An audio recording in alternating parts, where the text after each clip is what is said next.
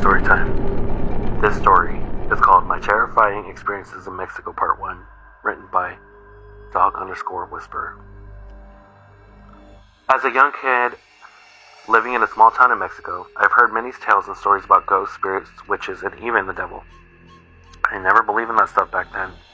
And now that I'm older and reflect some of these things that I've experienced, I am positive that evil does exist. When I was young and lived in a small town of Borullo, the town is located in the state of Guanajuato. The town has now become more modern with paved roads and cars, but when I lived there, everything was much simpler. The interesting thing about this town is that it's located between tall hills, and during the summer when the vegetation grew at its fullest, the hills will turn into dense forests.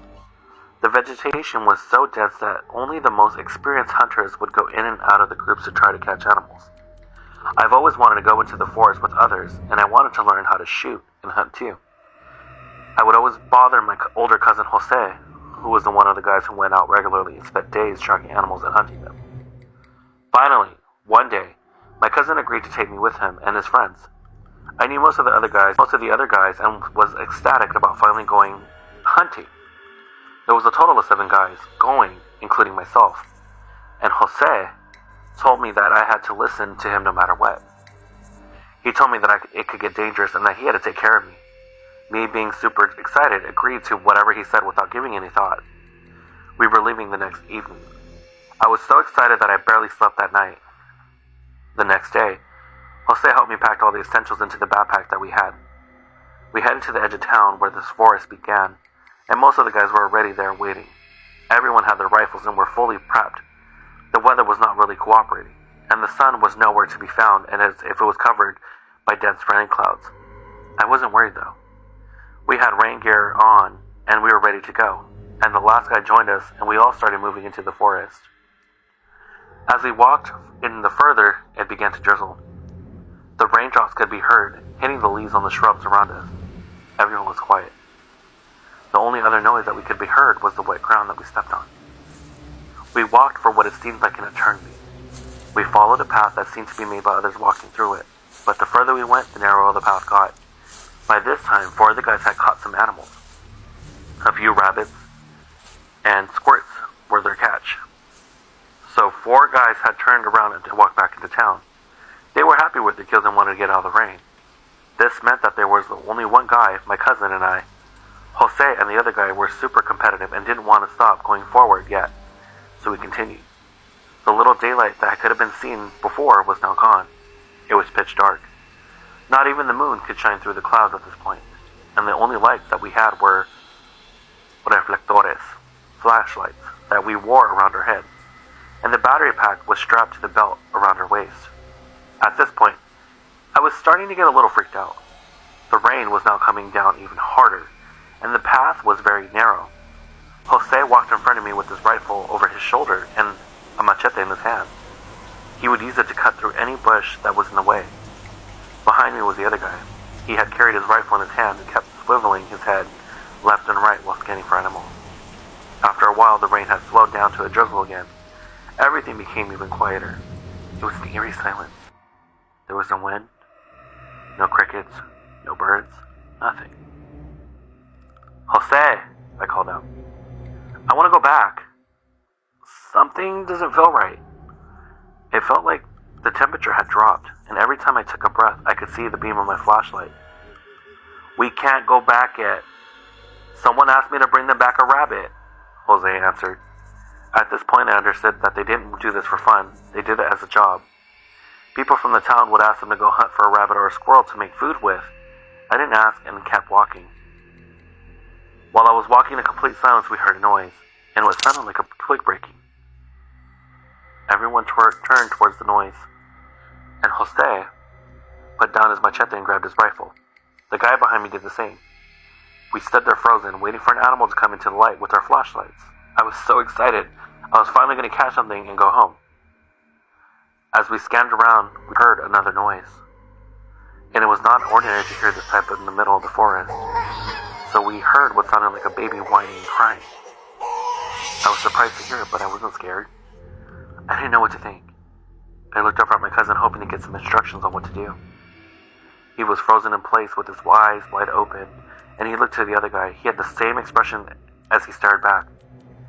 Es una pinche bruja con un niño, güey, the other guy whispered to Jose. He was implying that we were hearing was a witch and a baby, and that she had taken. I immediately started to panic. I looked up to them and I heard a baby cry change. The high-pitched cries turned into a deeper voice, and I still can't hear it in my head as clearly as I heard it then. I was fully paralyzed with fear. I started shivering uncontrollably. I fully expected to see some demonic figure staring back at me. Because I couldn't say anything to Jose, he just grabbed me by the waist and put me over his shoulder. The other guy grabbed the machete and started running back through the path.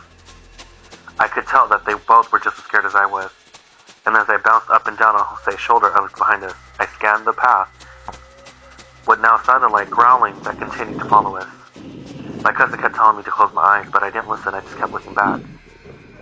Both of the guys were now running as fast as they could, jumping over little small logs all the way down. Jose was falling behind because of the extra weight that I added. He came up to another log path. He did his best to jump over it, but clipped his foot back on it. He tried his hardest to keep his balance and stumbled.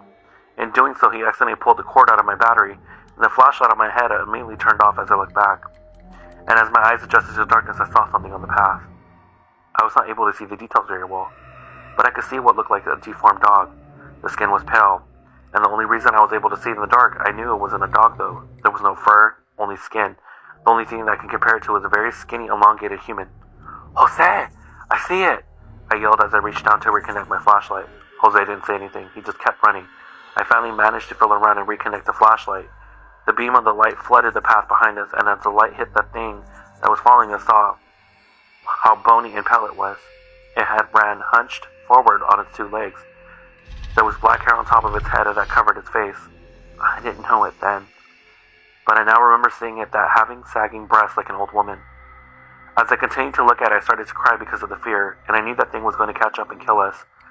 As cried on Jose's shoulder, I heard a loud gunshot. It was the guy that was with us. He made it far enough down the path and was able to turn around and aim it at the thing that was chasing us. As the shot rang through the trees, I heard the scream of a woman. I immediately looked back at the path, and I saw that thing stop and hunched over in pain. We all looked like as if it continued to scream, and the scream sounded like a combination of pigs wailing and a woman screaming. Jose put me on the ground and grabbed his rifle from his shoulder. He lifted the rifle and aimed at the screaming witch, but before he was able to get the shot off, the witch jumped off to the trail into the thick bushes. Jose immediately grabbed me and again ran.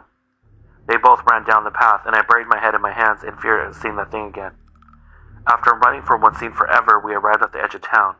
Jose put me down as he struggled to catch his breath. No le digas a nadie. Don't tell no one, he said. The other guy began walking back towards where he lived. I kept my word to my cousin and didn't tell anyone. Not even my family.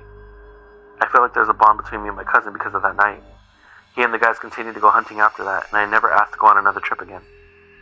About a month later, I heard a story about some guy from the next town who almost got killed while hunting. He had separated himself from the group and got lost. The rest of the group started looking for him, and he was found passed out on the ground with a bunch of black hair clenched in his fist.